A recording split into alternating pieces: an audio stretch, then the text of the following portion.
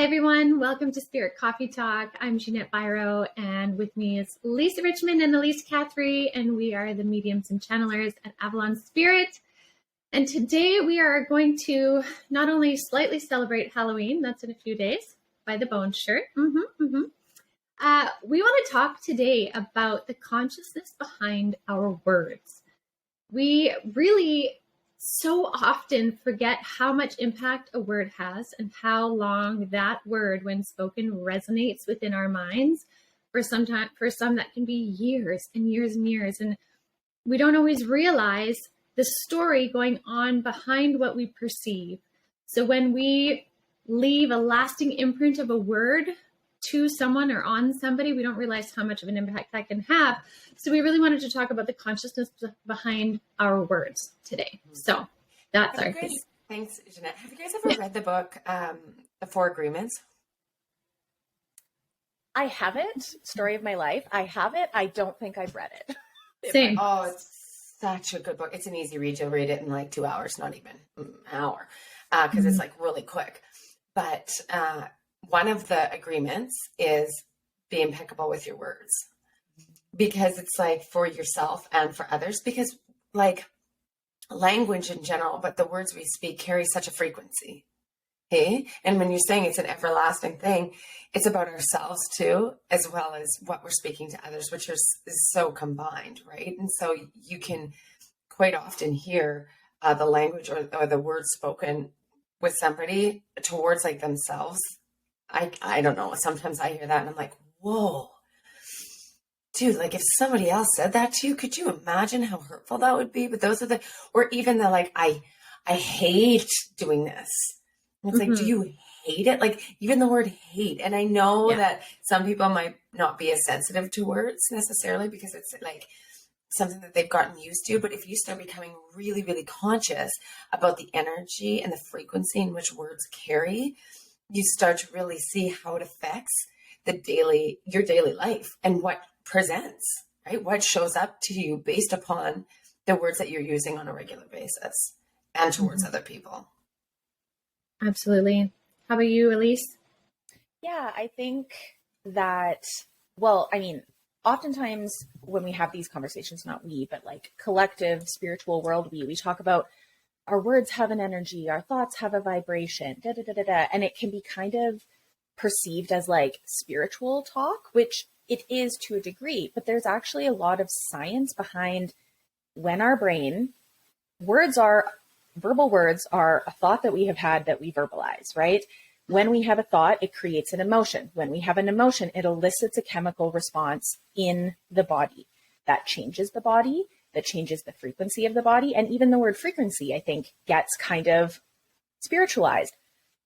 But we do have an energetic frequency, an energetic vibration. Our heart has a frequency that it emits. Our brain and our heart speak, our body and our heart speak. And so it's not just, there is the spiritual kind of energetic component to it when we think about how then that frequency ripples outward, but that's also very linked in science. And I get frustrated when it gets kind of washed away by people thinking like, that's just like spiritual talk, but it's not, right? It's spiritual talk because it allows us to become conscious. It allows us to reflect more.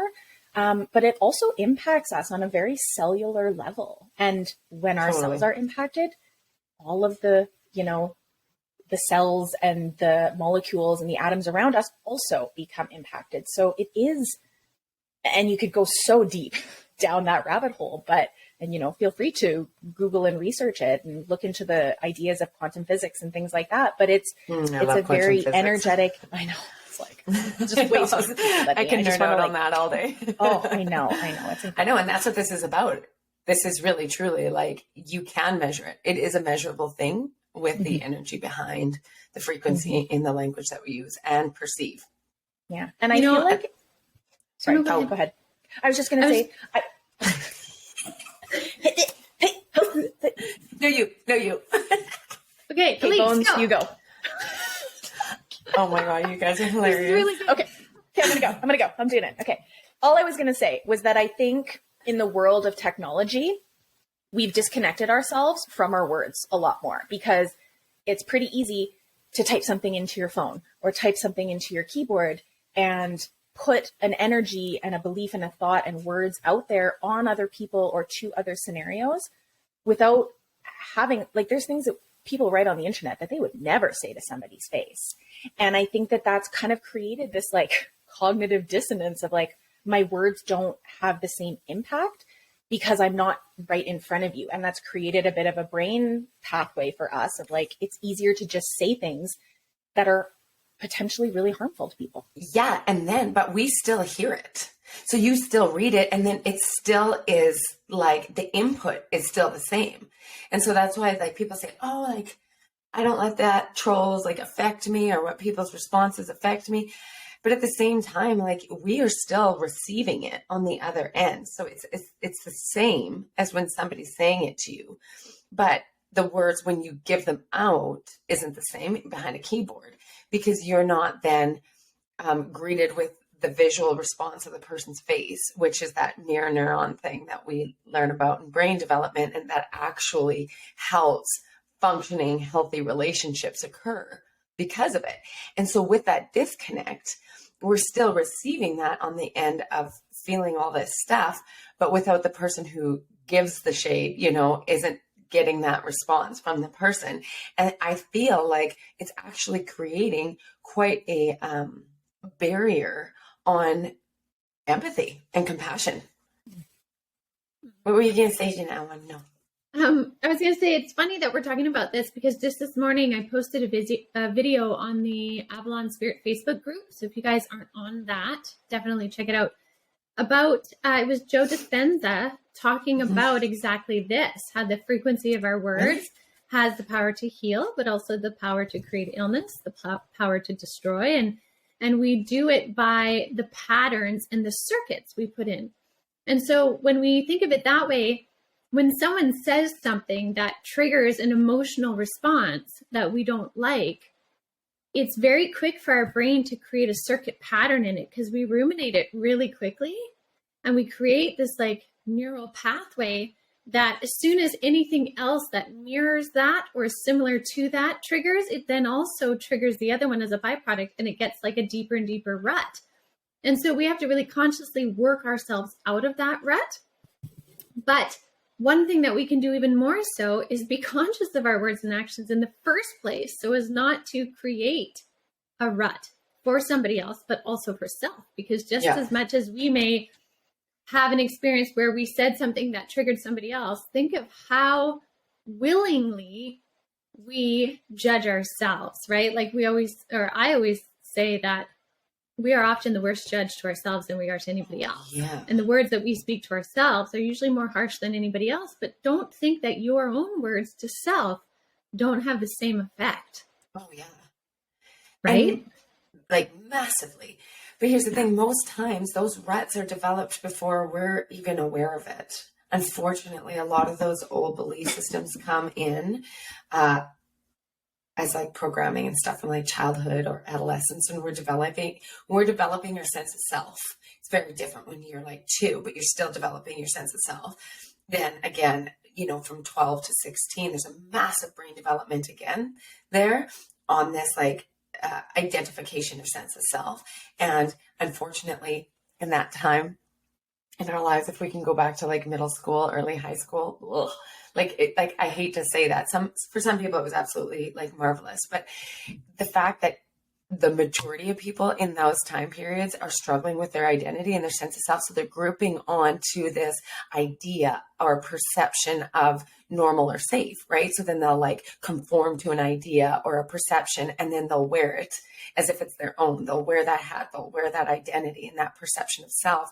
And then those ruts kind of get deeper until that, you know, you hit those mid to late 20s when you're like, holy, who in the hell am I?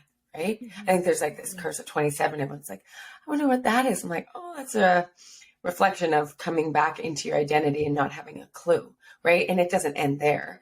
You know, it's a constant like development of self based upon the outside world and how it reflects back to you on who you are, you know?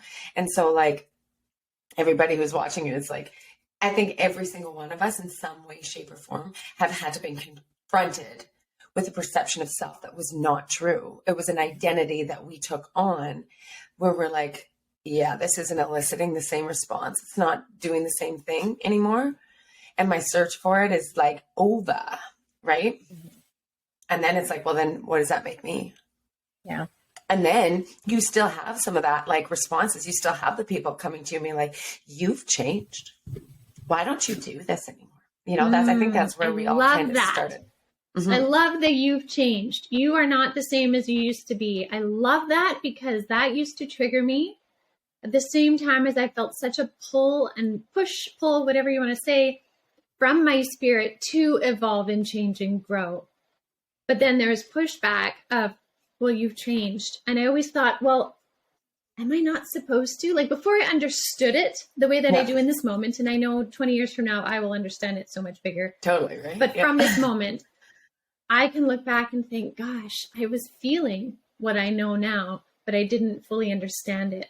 And how much I would have loved to be encouraged to embrace the change versus why have you changed? Right? I think we see this in world conversations where it's like, you know, I've really tried to, in situations or experiences or happenings around the world that are not within my experience in this life, but I'm observing them. I'm trying to like always be learning and always be thinking like, what do I think about this? And then how can I hear other perspectives, right? Try and decrease the biases that I have. And there's like this distaste towards changing the way that you think about something, changing your mind about something, changing the patterning. And then we see that in our outward experience, but we also see that internally. And there's like this real discomfort around it. And I get change is uncomfortable because let's be honest, right? As we make big changes within ourselves, things change around us. When my dad passed away, my relationships changed, my friendships changed, I changed. And was that really hard on top of, you know, the death of my dad? 100%. But I look back now and I'm like, a lot of that needed to happen though. I don't know that those things would have happened in the same way had it not been through a grief experience. And I think if we can start to like embrace our own change, but also embrace the change of others, the world becomes a lot safer for us because we can all just kind of admit, you know what, that wasn't working for me anymore. I needed to go in this direction. And even if, you know, Ginette or Lisa, it's like, oh, I don't really vibe with that anymore. That's okay. I love you and I wish you well. And you continue on your journey. Just because we're not in that same alignment anymore doesn't mean it's inherently bad. Mm-hmm. And I think that brings us back to the whole original thing we were talking about being conscious with our words, because then we can really see when we're making those changes in our life or we're making these choices or whatever they might be, how it can elicit people's maybe insecurities around it. And the whole, like, you've changed and this, you know, that consciousness of words, whether it's flying out at somebody, is really a representation of that insecurity itself. Or it's like being reflected back to them. Hey, I'm uncomfortable with this. Why? You know, it's unconscious for sure. But like, otherwise, why would you say it?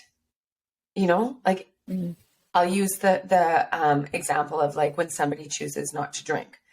Okay. Alcohol is such a huge societal, like across the board check mark of an okay thing to do, which is fine. Like people can use it in social situations, whatever. But for some reason, somebody not drinking can elicit somebody's like it's just, you get a fierce playback or a pushback on it, you know? And I think that if somebody was like really, really secure with their relationship with the person or that, you know, the substance or whatever it might be, they're not going to be like, you don't drink. Like, what's the matter? Blah, blah, blah. You know, like, man, be conscious with your words because you don't know what that person's experiencing, right? But like for them to say it, it wouldn't exist unless there was some kind of reflection on how that makes them feel uncomfortable. And I think a lot of time with the shade that people throw with their words, oftentimes at least, it's because of that. It's an unconscious insecurity in like regards to that situation. Does that make sense? Did I make sense 100%. there? Yeah. 100%. You know, and speaking of alcohol, that's funny that you bring that up because as you guys know, my husband and I, we decided to not drink this past year. We were like, New Year's last year, we were like, let's take a year off of alcohol. Let's just not. And not that we're not big drinkers by any means at all. I don't drink very often, but I was wanting to see if there was any difference in my frequency if I just completely took it out. Would my body feel better? How would I feel? He was curious, would his training get better? All of this. There was nothing wrong. Right. Nothing was wrong. It was simply something we desired to try, and we gave ourselves a goal of a year. And we said, hey, let's make a deal and see if we can do this for a year. And we have been successful so far, and it's been great. And does that mean I'm never going to drink again? No, I do enjoy a martini, and I'm happy to say so, right? But it has been a really neat experience of it. You know, so far I've realized in some ways it didn't affect me whether I had a drink or not. And in other situations it did affect me. So now I have more clarity of when I may have a drink and when I may not. Again, none of it either being a problem. It was a curiosity. Now, the reason why I'm emphasizing that it wasn't a problem, simply curiosity, is for some people when we said like, yeah, we're not drinking for a year, the idea that that would be proposed seemed absolutely preposterous. And then the next question was, well, there must be something wrong. Are you sick? Are you ill? Like, what's going on? What's the reason? Why would you do that? Right. So it was kind of like, what if you were sick? What if it was something? What business is it of anybody else's? Why you chose not to drink for, like, and that's what I'm saying. It's like, it's got to elicit some kind of fear or insecurity in the person to be able to like come back with a question. Why would you do that? Yeah. You know?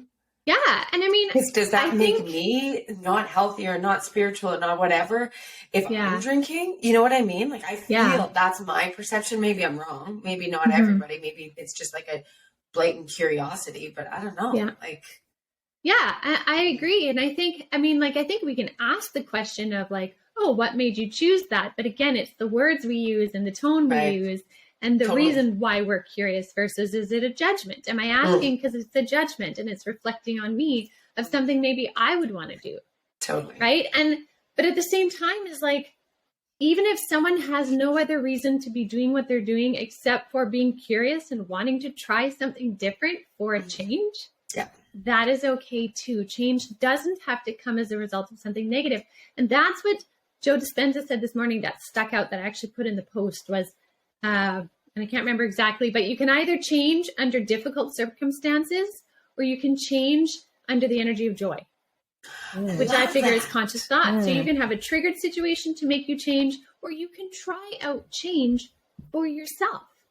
But if you can embrace that for self, then you can also embrace that for others. So if you see someone doing something different, you can be conscious of your words in exploring why they're doing what they're doing that's different, but also in not placing a judgment, because you may not know the reason and they may not want to share, like what you were saying. They may not want to share their reason.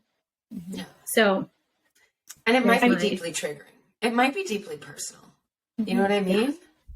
Yeah. So just be conscious of words, I feel, is such a big one right now because it's such a reflection of self too.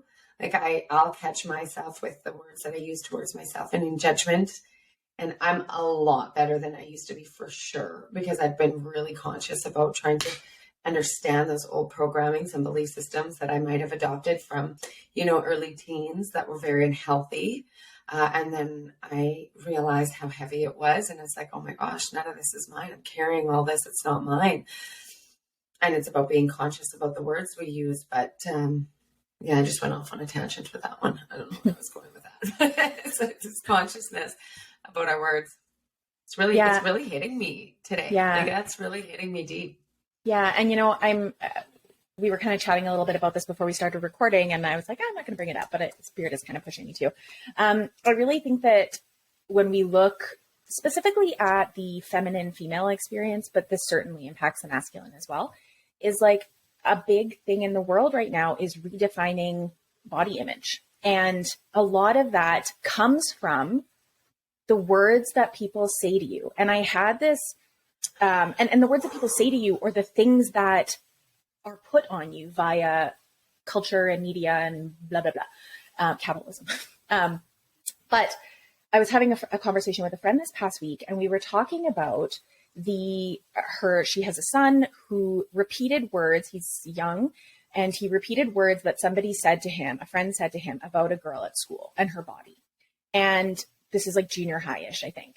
And she got quite upset, and she went into this conversation with him about, like, you cannot speak about people's bodies. It is not our business. It is not our, right. It is their experience, their body, their space. And her and I were having this conversation because she had shared this with him about how, and again, I'm speaking from the female experience. I'm sure men and masculine have had this experience as well, but I don't know many women or women identifying people that haven't had something said to them about their body in a nice way or a not nice way that hasn't dictated the way that they feel about their body for years, if not their entire life. I know even with me, I'm still carrying things that a junior high teacher said to me about my body and the way it looked. I was a muscular girl in a world where muscles weren't cool back then. And I carry that with me still, even to the point that as I've experienced illness and disease, my body has changed. It's gotten bigger. It's gotten smaller. It's done what it needed to do to survive to get me to this point. And I have battled it the entire way because of words that have been said to me when I was young that then get added to and get added to and get added to. Whether I'm bringing that experience in through my thoughts, through my energy or not really a point. It's more, certainly that can be an aspect of it in our learning and our conscious growth. But I think when we look at the things that are said to us, I didn't have control over somebody saying something to me. We don't have the control to especially when you're young, to block that out or not take it on because we just don't know any different. And as we get older, we still don't know any different because if it hurts, right? And then that's where we have to work on it and deal with it, unfortunately, if we are carrying those things. But, I even had an experience where it wasn't directed at me, but somebody commented on another person's weight loss. And turns out that person was very sick. And it was like a compliment, like, oh, you look so great, whatever. Well-meaning. She had actually had a very severe mental health issue for a long period of time. And that's why, because she couldn't eat. And because of that mental health issue, she struggled. She was in the hospital. It was a very awful time, but it's good for you. You're thin now. Again, well-meaning, and we don't realize that whether we're meaning harm, judgment, or kindness, what's happening internally. And when we're talking about things that are so deeply personal, I think it's very risky, regardless of your intention, to put those things out in the world, because not only are you probably reflecting something in yourself, right? Totally. Oh, I wish I was thinner, or I wish I was bigger or more muscular or this or that or blonde or brown hair or whatever. Fill in the blank of what you wish you had. It's going to do something to that person, right? It's likely, and not to say we can never comment on people or share compliments or things like that. But I don't know about commenting on people's physical body. I meant more so oh, I love your hair. It looks great. Oh yeah, nice lighthearted things. Lighthearted things. But I think it's great. It's risky. And I think we're starting to realize the impacts of that. And now is when we get to say, okay, do I want to potentially contribute to something harmful or hurtful that's going on within somebody? Or do I want to just make sure that they feel loved and cared for and amazing as the human that they are, regardless of the meat suit that they're in and whatever that looks like? Totally. Tangent over. Oh, absolutely. I think we might be getting better a bit in that area. I don't know, going through school in the 90s, that was a tough time to be a woman. And I feel my personal experience and any other woman that I've talked to that went to high school in the 90s, there's a diet culture that is so deeply ingrained in our mothers and their mothers. And the perception of thinness was beauty, this beauty level. It was horrific looking back on it, brutal truth. I hardly knew anybody my age that didn't at some point, female, have an eating disorder of some sort. Or disordered perspective of self-image and their relationship to food. It's crazy. I have a 15-year-old daughter, and I talked to her the other day, and we're so open. I tell her everything. She asks me a ton of my experiences. and we were on this subject. She's like, Mom, I am so sorry that you had to be in high school in the 90s. That must have been really hard for you. She's like, we don't talk about bodies. She's like, if somebody would say in like my group of friends, and I'm not saying it's everywhere. She's like, if somebody in my group of friends would be like, oh my God, look at my body, I need to lose weight. Everyone would be like, what are you talking about?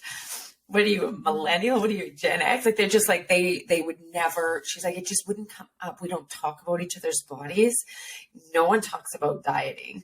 The only thing is like, if we're hungry, we'll be like, let's go eat. Not like, oh, I can't eat this and my portions and I'm not eating. Like, she's like, it doesn't have, everybody's so much nicer now to each other as far as that's concerned.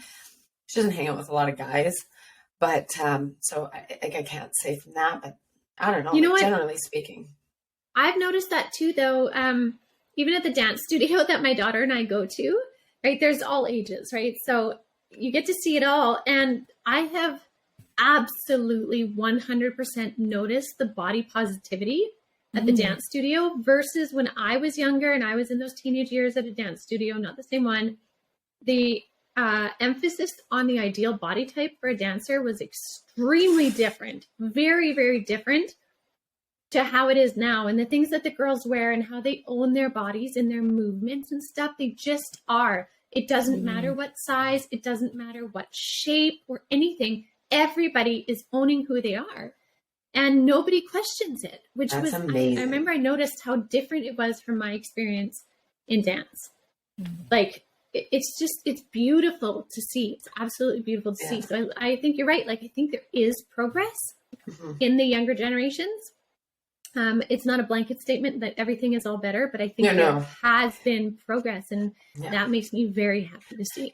Yeah, and I think that is also a reflection of individuals really not waking up, but becoming more conscious, right? Like changing the cycle so that they don't reflect back to their kids who are looking up at them and learning everything, or any, like anybody really, to not reflect back to them, the insecurities of the body and stuff. Like I'm very conscious in front of my kids about talking about looks on anybody or weight or anything. Like it would just never come up, like ever. And because I had so many personal, really, really hard experiences with that I'm like uber particular about. And like, if somebody around me says something about, oh, did you see how much weight that person lost or something? I'm like,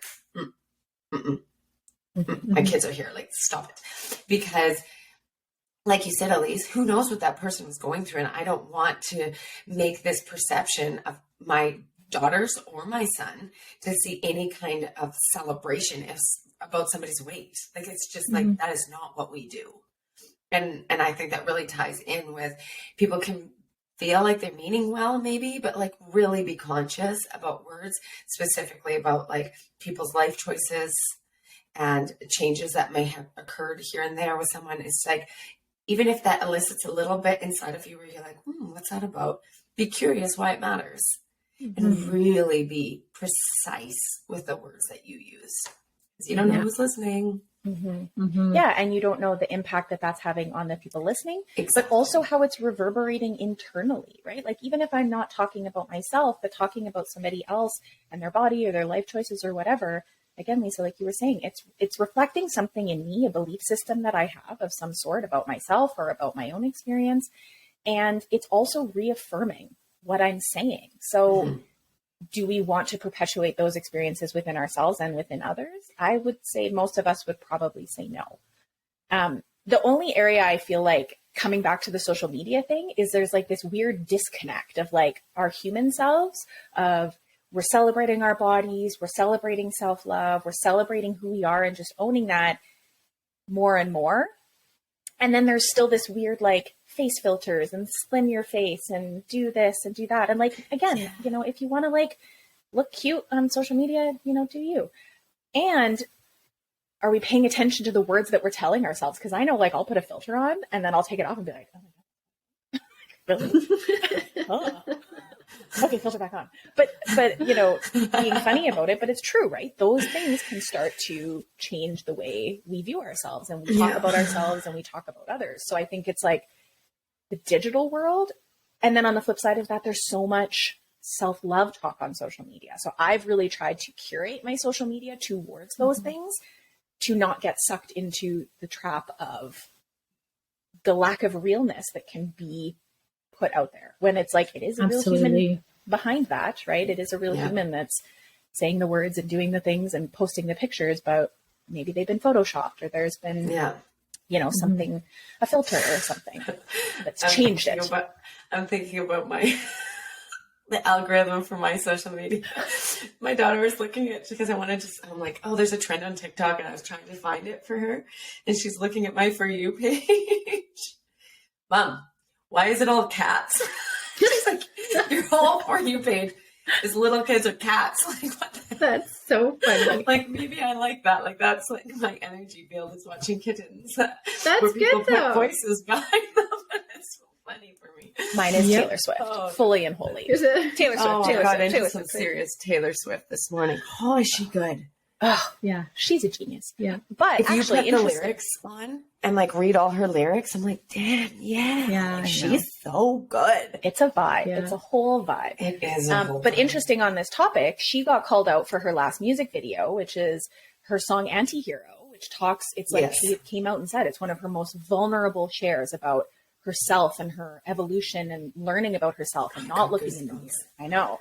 She's just Queen Taylor Swift, president of the world. I know. But she got called out because of the weight thing, right? Yeah. So it said she disclosed that she struggled with an eating disorder in past, and that part of it was there was an image of her stepping on a scale, and like the famous version of her kind of shaming, and on the scale it said fat. And there was a real big discussion. Backlash. Please. Uh-oh. Hello? Am I here? I don't know what's happening. Okay, there. There we go. You're back. Yeah, you froze for a sec. Okay, it's like, it's Taylor Swift energy. It is what it is. Stop it. Yeah. No, but so it froze on, or it froze. The image was fat, and there was this whole discourse about she sharing her experience, but also that language can be really harmful, and perpetuating that can be really harmful. And a real deep discussion about how triggering that can be, and how even though she's sharing her experience, it might be perpetuating belief systems about that being fat is inherently bad, and that fat is actually a word that a lot of people who identify as that have claimed it as their own, and are trying to destigmatize it. And so she went, and I don't know if she's changed it on YouTube yet, but I know in Apple Music she cut that scene out completely, so it doesn't even show it. So I think I love that we're starting to see it, and we're starting to like have conversation about it, and we're starting to say, like, you know, we don't have to get it right all the time, but let's at least be aware. And if we're getting feedback about it, or if we're realizing like, oh, I said something, or I did something, or I put something out there that feels icky, write it, right? Going back to, it's okay to change. It's okay to be like, that was a misstep. Shouldn't have said that. My bad. Yeah. And write it. There's nothing wrong with messing up. It's about how you deal with it after that. Totally. Because we're just evolving and we're learning. And I understand that for a lot of people, the whole concept of being really conscious with their words, are like, but I was complimenting them. They came like, no, I didn't say that you had malice, that you were mean. Said, just be conscious because of X, Y, Z. This is like, what's the thing? You do what you do until you know better. When you know better, you do better. Like being open to that, even though you might not understand it, doesn't mean anything, actually. Be conscious, like just be curious about learning the evolution of humanity and the way we interact, and how words have this energy and how they can land and stay. Right? Like you were saying, for years. I really, really want and encourage anybody who hasn't read that book, The 4 Agreements, to read it. I want you guys to read it, because it's like that whole chapter about being precise with your words is so amazing. I wish I had more quotes from that to be able to pull from, but it's a really good one. That's a good recommendation. Should we start like a Spirit Coffee Talk book club?